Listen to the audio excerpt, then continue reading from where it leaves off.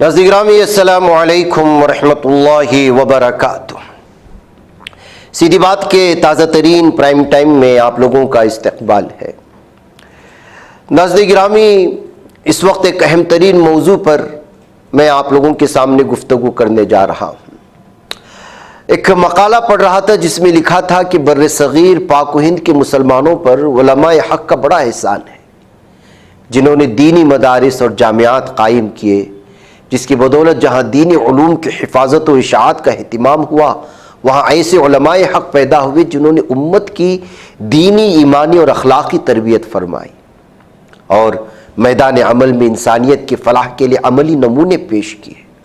انہی مدارس کے بدولت آج شاعر اسلام زندہ ہیں، منکر و معروف کا فرق واضح کیا گیا۔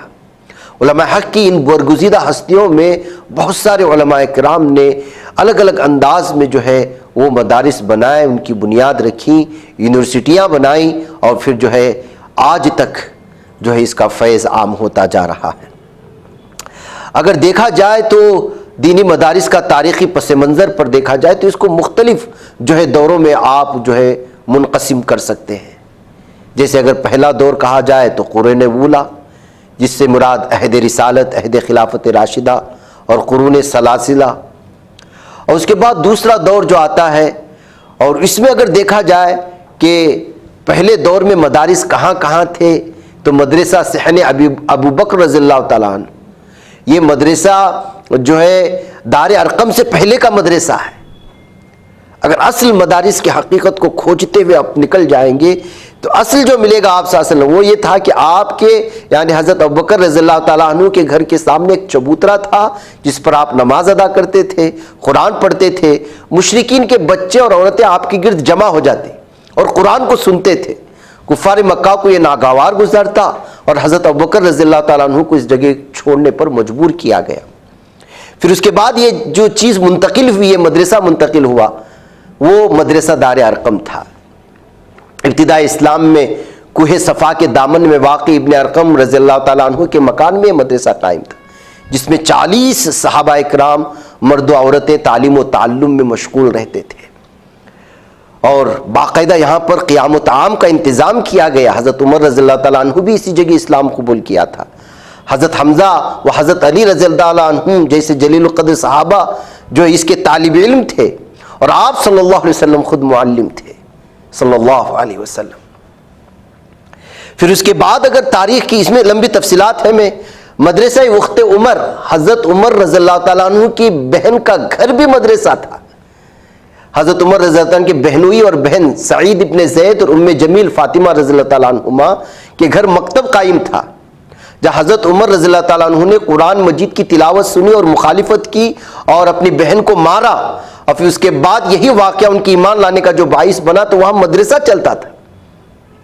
پھر اس کے بعد مدرسہ مدینہ یا مدرسہ مصعب ابن عمیر، ہجرت کے بعد جو سب سے پہلا مدینے میں مدرسہ بنا، وہ حضرت مصعب ابن عمیر اور ابن ام مکتوب رضی اللہ عنہ کے مدینہ روانہ فرمایا تھا۔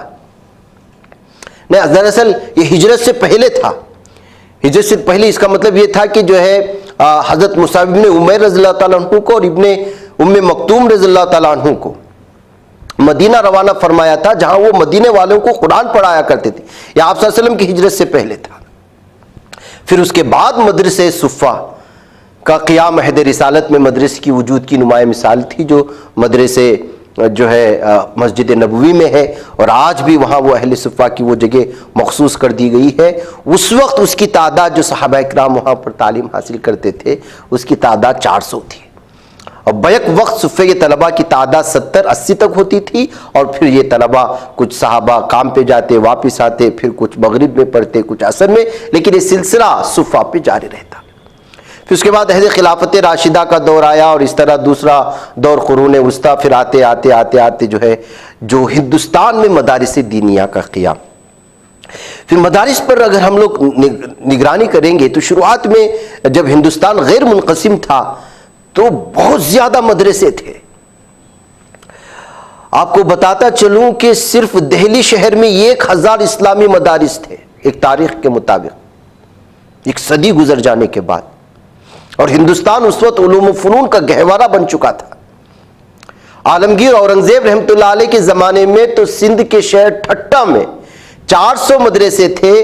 दिल्ली, आगरा, लाहौर, मुल्तान, जौनपुर, लखनऊ, खैराबाद, पटना, अजमेर, सूरत, दक्कन यानी कि हमारे इलाके यहाँ पे हैदराबाद और कर्नाटक वगैरह के, ये कह सकते हैं कि बीदर और गुलबर्गा उधर के इलाके, यहाँ मदारिस बंगाल और गुजरात वगैरह में बहुत से मकामात इल्म व फन के मरकज़ बने हुए थे।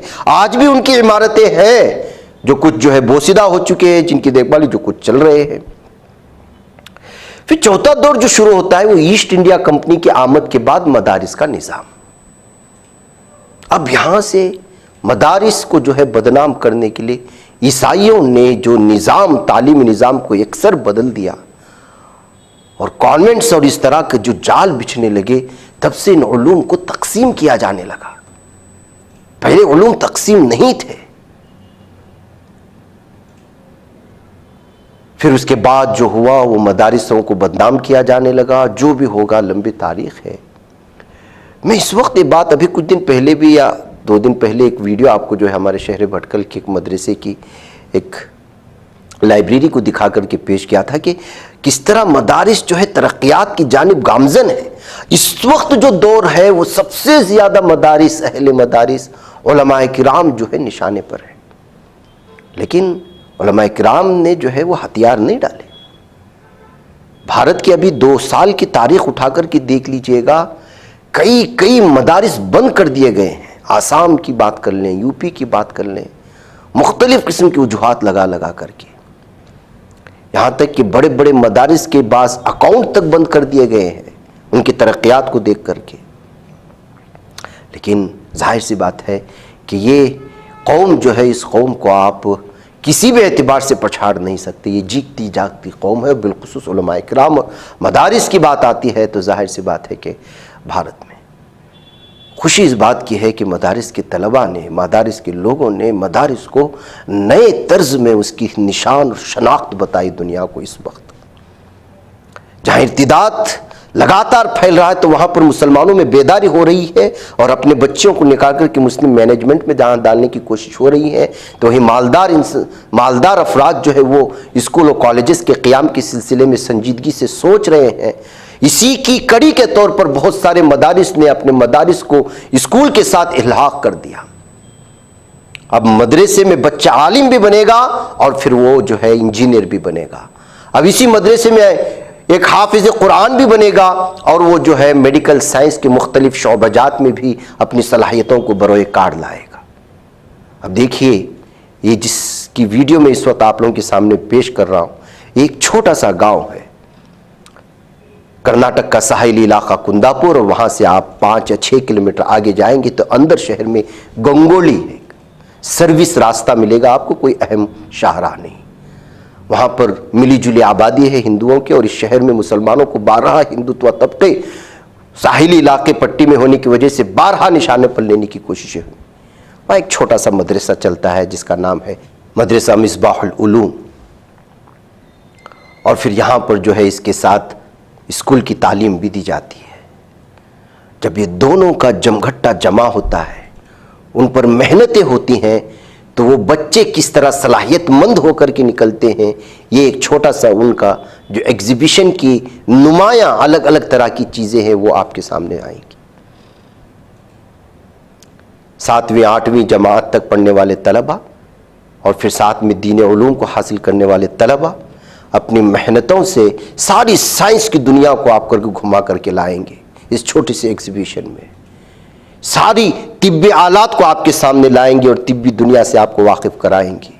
इंजीनियरिंग की दुनिया में क्या कुछ हो सकता है, किस तरह से जो है आपके आइडियाज बदल सकते हैं, और पहले क्या आइडिया थे, इस वक्त क्या आइडिया होंगे, आपकी बिल्डिंगों और इमारतों की क्या शक्लें हो सकती हैं, उसमें किस किस तरह की सहूलियात फराहम की जा सकती हैं, आप बिजली को कैसे बचा सकते हैं, नए नए तर्ज से।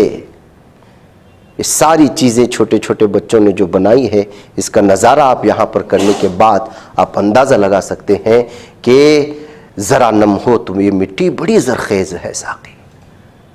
बस ये है कि इसको आपको जो है पुश करने की ज़रूरत है, हौसला अफजा बातें मदारिस और अहले मदारिस को करने की ज़रूरत है। آپ کے پاس وہ جب پہنچتے ہیں تو ان کو گری ہوئی نظروں سے نہیں، وہ قوم کے تعمیر کرنے والے وہ معمار ہیں جو آپ کی دین کی بھی حفاظت کرتے ہیں اور آپ کے بچوں کے اخلاق و کردار کو سنوارتے ہیں۔ اور مزید اگر آپ ان کو پش کریں گے تو دنیا میں بھی آپ کو پیچھے رہنے نہیں دیں گے، وہ سارا کچھ آپ کے سامنے کر کے ایک ایسی مثال ٹھہرائیں گے کہ اہل مدارس کم نہیں ہوتے۔ وہاں سائنس، جبکہ ان علوم کو الگ سمجھتے ہی نہیں ہے، جن علوم کا تذکرہ قرآن میں کیا گیا ہو، حدیث میں کیا گیا ہو، ہم اس کو اپنے دین اور علوم سے کس طرح الگ کر سکتے ہیں؟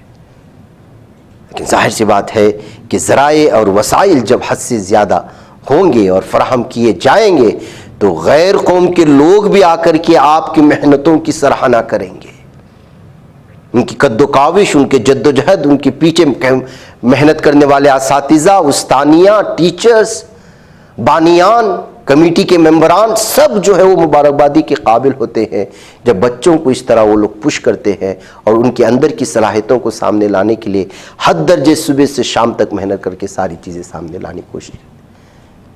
تو اس موقع پر میں مصباح العلوم گنگولی کے تمام اساتذہ اور اس بچوں کے پیچھے محنت کرنے والے تمام جو ہے لوگوں کو، ذمہ داران کو، ممبران کو اور ان والدین کو اور ان بچوں کو بالخصوص جو صبح شام محنت کر کے اپنی صلاحیتوں کو سامنے لایا ہے، مثال پیش کی ہے، میں ان کو مبارکبادی بھی پیش کرتا ہوں۔